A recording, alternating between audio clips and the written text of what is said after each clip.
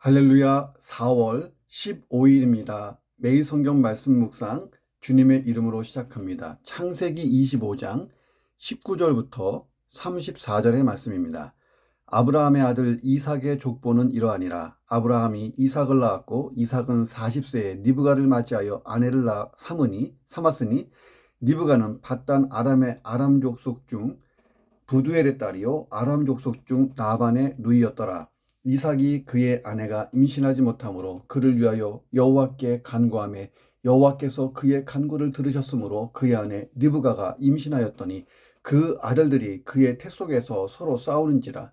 그가 이르되 이럴 경우에는 내가 어찌할꼬 하고 가서 여호와께 묻자온대 여호와께서 그에게 이르시되 두 국민이 내 태중에 있구나. 두 민족이 내 복중에서부터 나누이리라. 이 족속이 저 족속보다 강하겠고 큰 자가 어린 자를 섬기리라 하셨더라.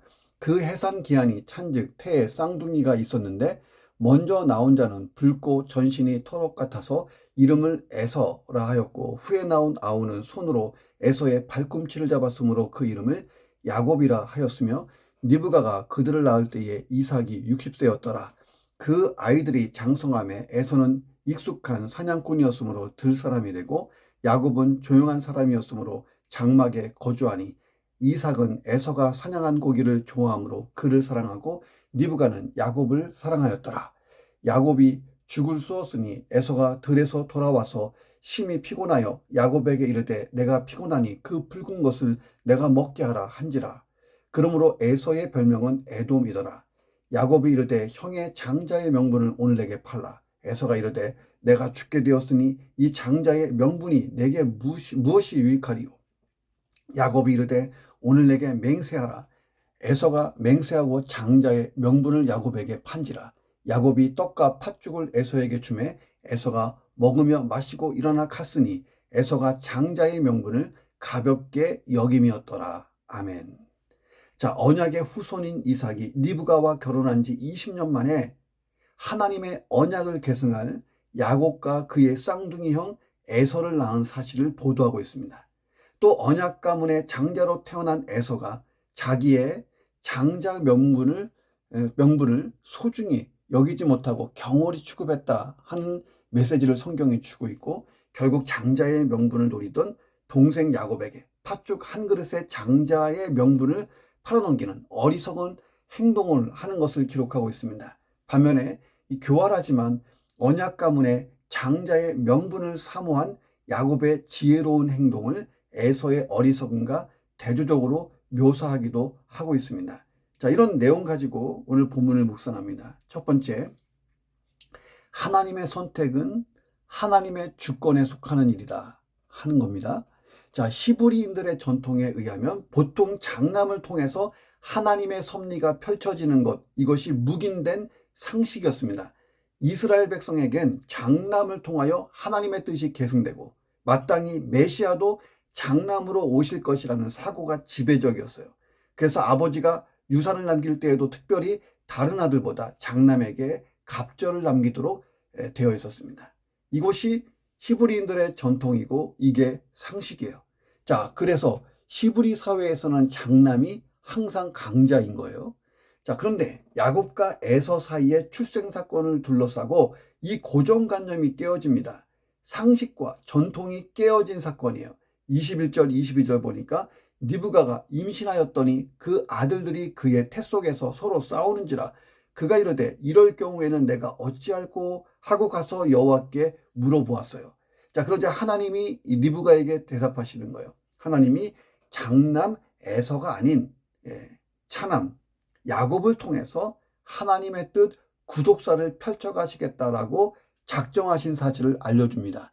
자, 23절 보니까 여호와께서 그에게 이르시되 두 국민이 내 태중에 있는 거야.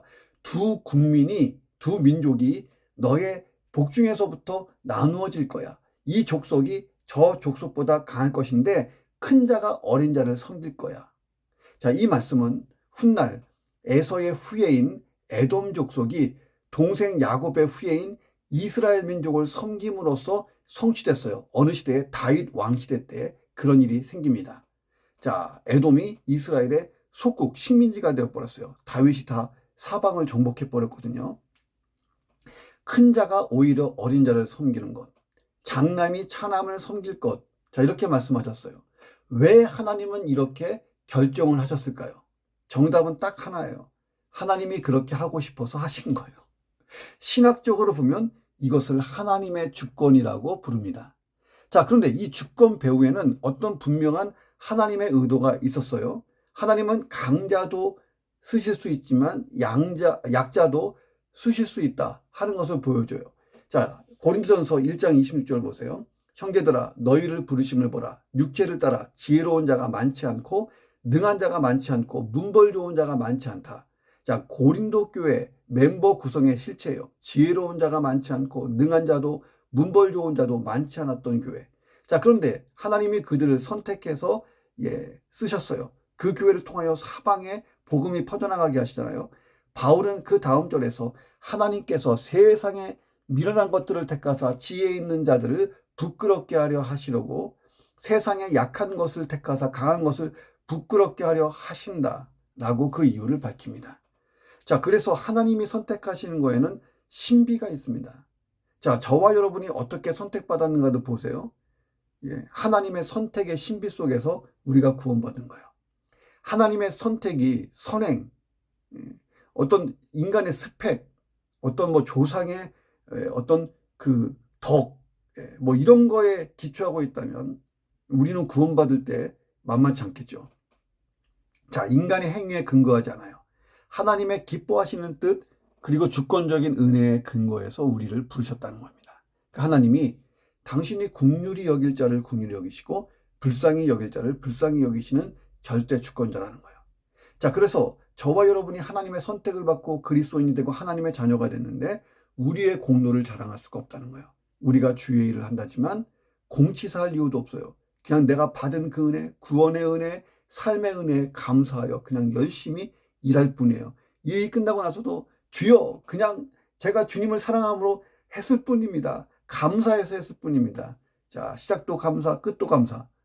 적어도 내가 선택받은 것은요, 하나님의 큰 긍휼의 은혜를 입은 거예요. 자, 하나님이 야곱을 선택하시고 에서를 선택하지 않았어요. 자, 그런데 우리는 아무 조건 없이 그냥 하나님이 우리를 선택해 주셨어요. 이 긍휼의 은혜를 입었잖아요. 하나님의 선택을 받았다. 이게 나에게 얼마나 큰 자존감을 줘요. 나는 하나님의 선택받은 사람, 하나님이 기뻐하는 하나님의 자녀. 그리고 나에게 사명을 주시고 하나님이 기대한 인생을 사는 사람. 이게 얼마나 대단한 것입니까? 여기에서 나의 자존감이 시작되고 내가 오늘도 하루를 살아가야 될 이유를 찾는 것입니다. 오늘도 잘 출발해 보시기를 주님의 이름으로 축원합니다. 두 번째, 하나님의 선택에는 고난과 변화가 뒤따른다, 동반된다는 거예요. 하나님께서 한 사람을 선택하셨을 때는 그에게 기대하시는 하나님의 목적이 있어요. 그 목적이 이루어지고 그 목적에 합당한 그 목적을 달성할 수 있는 사람이 되기까지 진짜 많은 고난과 변화의 과정을 거쳐요. 저도 50년 중반이 좀 넘는 인생을 살아왔지만 그 사이에 수많은 고난과 변화의 과정을 거쳐왔습니다. 아브라함이 그 길을 걸었던 것처럼 야곱도 그 길을 걷는 거예요. 자, 그런데 열심히 걷다 보니까 그 끝은 영광인 거예요. 아브라함도 야곱도 인생을 잘 마치고 세상을 떠나잖아요. 어떤 마침 하나님이 기대한 목적, 하나님이 생각하셨던 최종 모습을 다 보여주고 떠난 거예요. 하나님이 목적한 인간이 되었을 때 다 이루는 거예요. 자, 하나님께 선택받은 것, 할렐루야, 감사죠. 자, 그런데 그 선택에는 항상 책임이 따른다는 거예요. 하나님이 심심하셔서 나를 선택한 게 아니에요. 나를 통해서 하실 일이 분명히 있어서 나를 구원받게 하고 예수 믿게 했다는 거예요. 그러니까 대충 살다가 천국 가는 건 아닌 거예요. 두 국민이 너희 태중에 있구나. 두 민족이 내 복중에서부터 나누리라. 이 족속이 저 족속보다 강하겠고 큰 자가 어린 자를 섬기리라. 자, 뱃속에서부터 둘 사이에 싸움이 시작됐어요. 두 형제 사이에 갈등이 장차 두 민족 간의 갈등으로 번질 거예요. 이스라엘과 에돔 사이를 넘어서서 이스라엘과 오늘날 아람 민족 간의 분열도 예고되고 있습니다. 자, 그런데 왜 하필이면 하나님의 계획이 이랬까요? 왜 이렇게 하셔야만 될까요? 정답은 우리는 몰라요. 이게 하나님의 주권이에요. 자, 그런데 이 분열과 분쟁을 통해서 하나님이 이루셔야 될 어떤 경륜과 섭리가 있는 것은 분명한 거예요. 자, 우리도 마찬가지예요. 하나님께 선택받았지만 동시에 의무와 책임을 다하는 과정에서 고난을 맞을 준비를 할 필요가 있다는 것입니다. 때로는 고난을 통해서 우리를 다듬으시고 우리를 더 강하게 하시거든요. 어떤 사람은 예수 믿고 구원받은 후에 더 힘겨운 인생을 살 수 있습니다. 자, 어떤 목사님은 신학교 가서 안수받고 목사가 되었는데 더 험난하게 인생을 살아요. 차라리 평신도로 살았으면 좋았는데 진짜 힘들게 가시는 목사님들도 많이 있습니다. 자, 그런데 사도 바울이 대표적인 인물이에요. 자, 이스라엘 민족사를 보세요. 하나님의 선민이라는 프라이드가 있었어요. 자, 그런데 이 선민이라는 프라이드를 유지하기 위해서 그들의 역사는 끊임없이 고난이었습니다. 자, 그런데 그런 고난 속에서 하나님의 사람들이 끊임없이 배출됐어요. 자, 우리도 그리스도인의 삶을 살 때에 형통한 삶만 만나는 게 아니라 고난과 고통의 시간도 만나는 거예요. 중요한 것은 하나님이 우리를 사용 중이다. 이게 제일 중요해요. 하나님 지금 저 사용 중이시죠? 그러면 어떤 고난도 견딜 만한 용기와 힘이 생기잖아요. 야곱의 인생도 그랬어요. 그의 연약함에도 불구하고 하나님은 수많은 고난을 통해서 야곱을 하나님의 목적하신 인생으로 만드셨어요. 앞으로 우리가 묵상할 것입니다.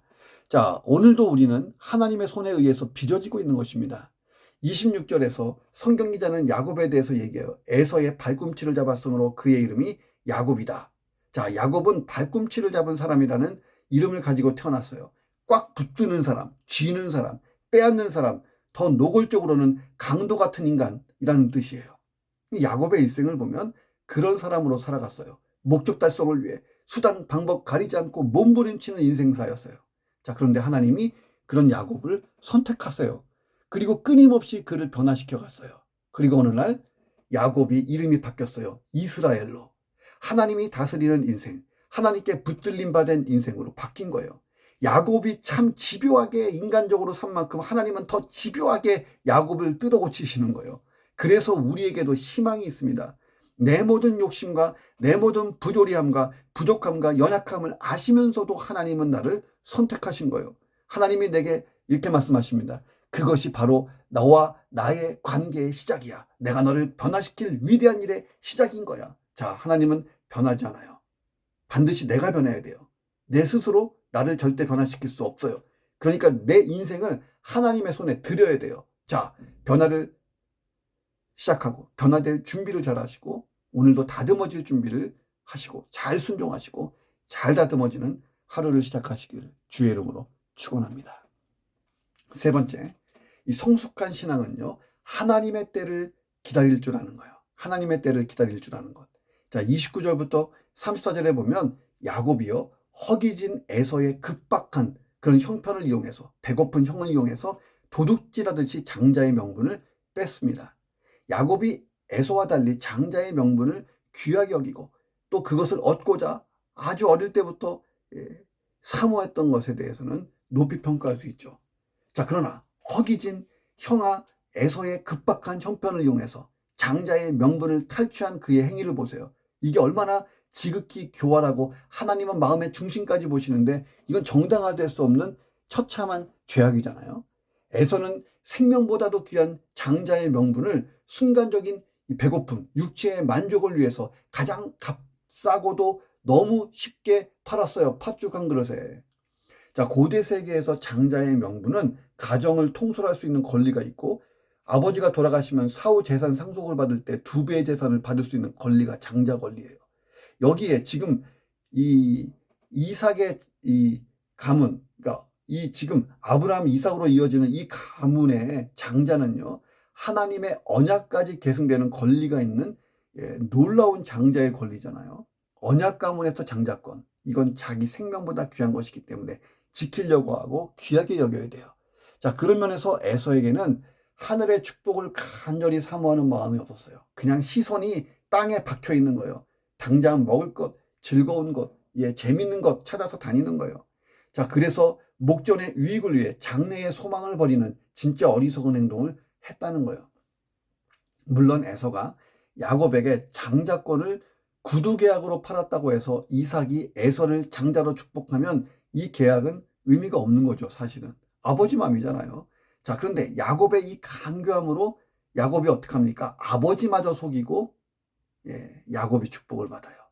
이 간교함에 대해 야곱은 나중에 큰 대가를 치러야 했어요. 결국 에서 안에 간절함이 없었기 때문에 이 모든 일들이 막 터집니다. 자, 본문에 따르면 야곱은 하나님으로부터 장자의 권리를 얻게 될 존재였습니다. 탄생 때부터. 그런 면에서 보면 장자의 명분을 얻기 위해서 야곱의 교활한 이 행동은 정당한 것이라고 볼 수도 있죠. 어차피 자기 거니까. 자, 그런데 그것은 결코 하나님의 뜻과 방법이 아니었습니다. 우리는 하나님의 뜻을 확신하고 그냥 막무가내로 좋은 게 좋다는 식으로 막 밀어붙이는 행동 주의해야 돼요. 하나님은 결코 나쁜 방법, 악한 방법으로 당신의 일을 이루신 적이 없습니다. 지극히 선한 분이에요. 모든 일은 하나님의 방법대로 선하게 이루어져야 되는 것입니다. 따라서 야곱은 하나님이 하나님의 일을 선하게 이루실 때까지 기다릴 줄 알아야 되지, 자기가 장자권을 막 받으려고 막 노력하면 안 되는 거예요. 형을 엎어치게 하고 아버지는 속이고.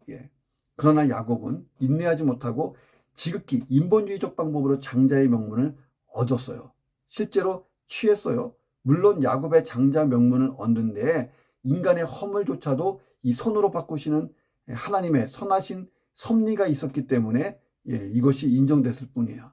자, 그러나 야곱은 그의 장자의 명분 획득 방법이 하나님의 뜻과 일치되는 것이 아니었기 때문에 야곱은 끝까지 파란만장한 인생을 살아요. 형을 속이고 아버지 속였죠. 야곱도 삼촌 라반에게 속임을 당하고 아들들에게 속임을 당해요. 자, 그리고 에서의 후손과 야곱의 후손이 적대 관계가 되고 바벨론에 의해서 다 패망할 때까지 얼마나 많은 대립과 갈등과 또 이 적대시가 있었는지 몰라요. 자, 우리가 하나님의 때를 인내로 기다리는 신앙이 있어야 돼요.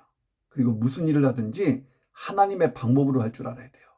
그것은 선한 방법이에요. 자, 찬양 중에 가스펠 중에 있죠. 선한 능력으로 아느시네. 선한 능력으로 일어서리. 그렇게 해야 돼요. 오늘도 하나님의 때를 기다리면서 또 하루를 잘 살아보시기를 주님의 이름으로 축원합니다. 기도하겠습니다. 하나님, 내가 선택받은 것은 하나님의 긍휼의 은혜를 입었기 때문입니다. 그 어떤 조건도 없었습니다. 하나님, 내가 천지 만물을 창조하신 만유의 주제이신 온 세상의 주권자이신 하나님의 선택을 입은 하나님의 자녀인 것, 또 하나님이 내게 사명 주시고 믿음 주시고 하나님의 기대한 인생 목적에 맞게끔 살도록 만들어 가시고, 하나님 그런 선택을 받은 것에 대한 감사와 거룩한 자존감을 가지고 세상의 어떤 고난과 풍파에 휩쓸리지 않고 당당히 믿음으로 일어나는 그런 승리 하루를 살 수 있도록 도와주옵소서. 하나님이 나를 부르시고 예수 믿게 하시고 선택하시면은 하나님이 내게 하실 일이 있고 나를 통한 기대가 있는 것입니다. 하나님이 원하시는 내가 만들어질 때까지 고난과 변화가 동반됨을 기다리며 생각하며 날마다 나를 새롭게 빚으시는 하나님의 손으로 오늘도 빚어지게 하여 주옵소서. 어떤 고난과 변화가 동반돼도 하나님 것을 능히 감당할 힘도 하나님이 주시니 하나님 잘 감당하여 하나님이 기대한 인생으로 완전히 탈바꿈되게 도와 주옵소서. 하나님의 때를 기다리는 성숙한 신앙을 가지게 하시고 인본적인 생각, 내 생각으로 앞서가지 않게 하여 주옵소서. 하나님의 일은 하나님의 방법으로 이루시고 행하십니다. 나도 하나님의 일을 하나님의 방법으로 할 수 있도록 말씀을 묵상하며 하나님의 뜻을 묵상하며 기도하며 성령의 인도하심을 잘 받게 도와 주옵소서. 성숙한 신앙인으로 살도록 역사에 주시옵소서. 존귀하신 예수 그리스도의 이름으로 간절히 기도드립니다. 아멘.